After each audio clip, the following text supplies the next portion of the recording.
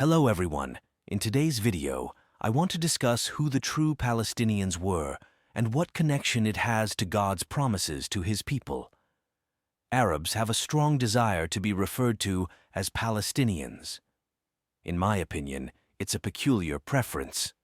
Instead of the esteemed Arab, linked to a millennia-old culture and religious history of Arabia, they choose to be identified with Palestine, a name given by the Roman conquerors in memory of the bygone Philistine people. The Philistines are portrayed with hostility in the scriptures, and in many European languages the term Philistine, sometimes in the form of Philister, has acquired a derogatory connotation, referring to a dull, narrow-minded person. However, such animosity towards the ancient Philistines seems unjust. The scripture's disdain can be explained by the fact that, for several centuries, starting from the era of the Judges, the Philistines were the primary military and political adversaries of the Jewish people. There were periods when we were subjugated to them and paid tribute. The Philistines engaged in wars with the Israelites, involving judges like Samson and kings like Saul and David. As a trophy, they even took our greatest sanctuary, the Ark of the Covenant, during the time of the high priest Eli. However, it was returned relatively swiftly. But who were they? Where did they come from? The Philistines themselves left scant information about their origins. They are notably silent in literary sources, with only a few later inscriptions found, dating from a time when the Philistines had already intermingled significantly with the Canaanites, adopting local language and script. Egyptian and Assyrian sources, which mention these peoples and even preserve their depictions, also fail to shed light on their origins. However, there is clarity about when they arrived in the region. An Egyptian relief depicting the siege of Ashkelon by Pharaoh's forces shows the defenders of the city resembling typical Canaanites. The relief dates back to 1207 BCE, indicating that Ashkelon had not yet been captured by the Philistines at that time.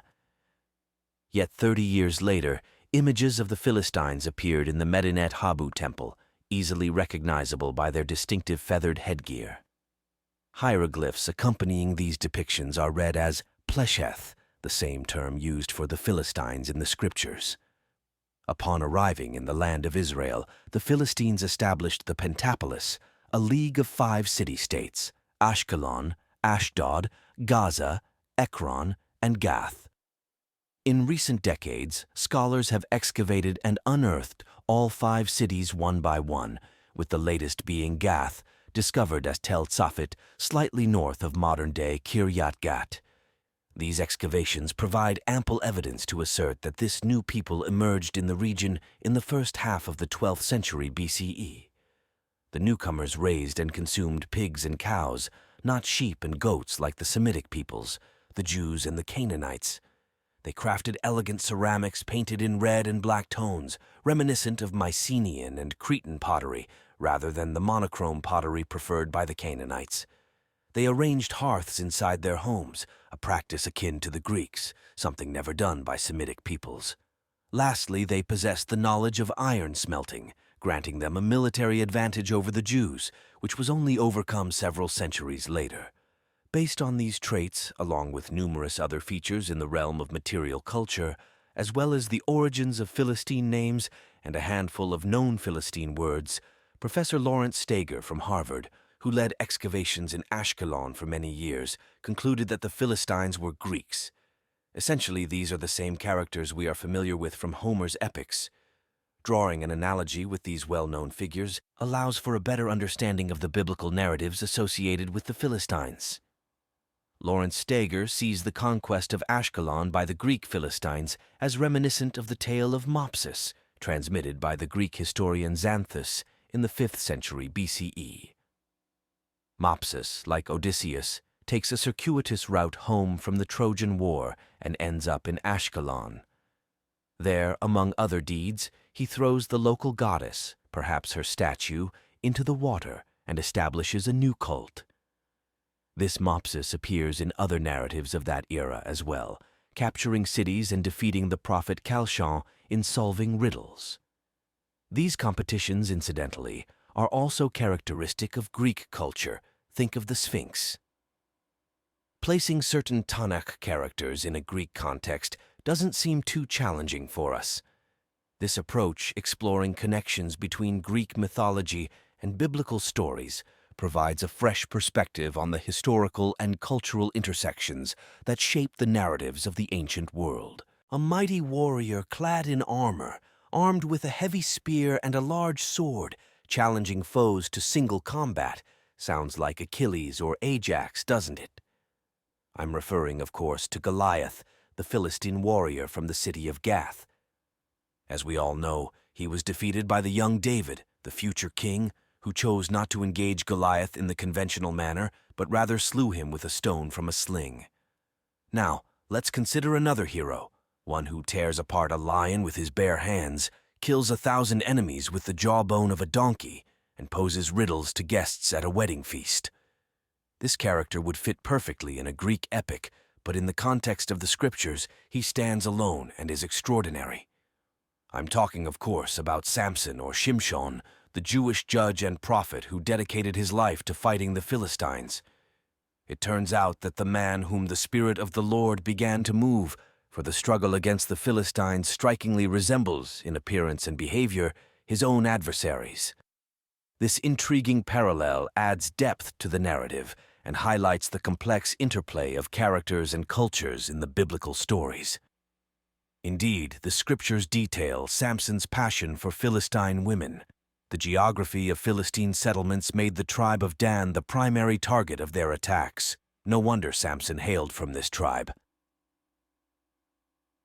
According to the 18th chapter of the Book of Judges, a significant portion of the tribe eventually abandoned the struggle and migrated far north to the Golan Heights, where the ancient city of Lachish became the northern capital of the Jewish kingdom. Due to the seafaring talents of representatives of this tribe, mentioned in the 5th chapter of the Book of Judges, some scholars, like Yigael Yadin, have speculated that they might have been Danans or Greeks assimilated into the Jewish people. However, Lawrence Steger rejects this hypothesis based on various archaeological arguments. For instance, the pottery in the earliest settlements of the tribe of Dan is local, not Aegean like that of the Philistines. Nevertheless, it's plausible that the tribe of Dan somehow interacted with the Philistines, perhaps acquiring seafaring skills from them. The Jewish people emerged and developed in the midst of other Semitic nations and through interactions with ancient Egypt.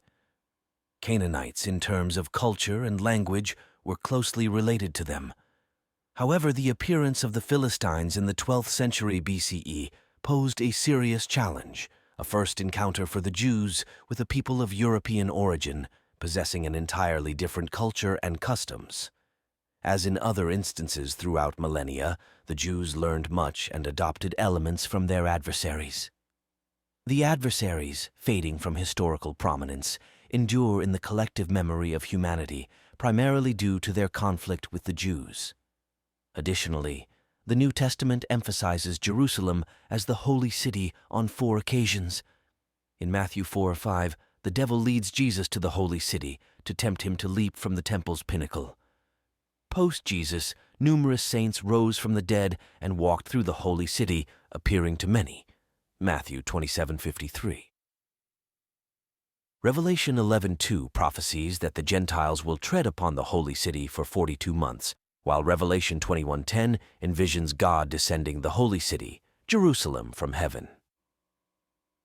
Furthermore, the New Testament explicitly references the promise of land 3 times. The author of Hebrews recounts how God led Abraham to the place he was destined to inherit, and Isaac and Jacob were co-heirs of the same promise, Hebrews 11:9. Facing martyrdom, Stephen declared that God had promised to give Abraham this land as a possession to him and to his offspring after him, Acts 7:4-5. Paul, addressing the synagogue in Antioch of Pisidia, asserted that God chose the people of Israel and destroyed 7 nations in the land of Canaan, giving them their land as an inheritance, Acts 13:17-19. These repeated references in the New Testament underscore the theological and historical significance of the Promised Land, highlighting the enduring impact of the conflict between these adversaries and the Jews. The presence of only 3 direct mentions of the promise of land in the New Testament prompts 2 probable explanations. Firstly, the authors might have assumed the promise of land was implicit, given that their Bible or Tanakh had reiterated it 1,000 times. Secondly, the New Testament authors resided in this land, acknowledged as Judea, the Jewish homeland. Thus, reiterating or defending this promise seemed unnecessary. Therefore, advocating for Israel in this new war against a new form of Nazism becomes crucial. Jews possess more rights to this land than any other people. God called them to share the land justly, and they have consistently demonstrated their willingness to do so. Currently, 2 million Arabs are full-fledged citizens of Israel, enjoying political freedoms, world-class education, and healthcare systems, far beyond what Arabs in other parts of the Arab world can access. Similar to Hitler's Nazis, Hamas perpetrates genocide, attempting to annihilate an entire people, the Jews. If we, as Christians, believe that eradicating Nazism in World War II was just, then we must support Israel's efforts to eliminate Hamas, a new form of Nazism. In conclusion, I want to stress the significance of the promise of land in the New Testament. We've observed that there are only 3 direct mentions, and 2 possible reasons for this have been explored. Either the promise was considered implicit due to its frequent mention in the Tanakh, or the New Testament authors, residing in Judea, felt it unnecessary to reiterate a promise that was the lived reality around them. Turning our attention to the current conflict, it becomes evident that supporting Israel is not just a political stance, but a moral imperative. The argument presented underscores that Jews, by divine calling, have a unique and rightful claim to the land. The positive coexistence in Israel, where Arab citizens enjoy political freedoms and access to top-tier education and healthcare, stands as a testament to this. Drawing a poignant parallel, the video calls on us to reflect on history. If we, as Christians, deemed the eradication of Nazism in World War II just, then it follows that supporting Israel in their fight against Hamas, a contemporary manifestation of that dangerous ideology, is not just right but necessary. Let's seek understanding and support Israel in this ongoing struggle against a new form of Nazism.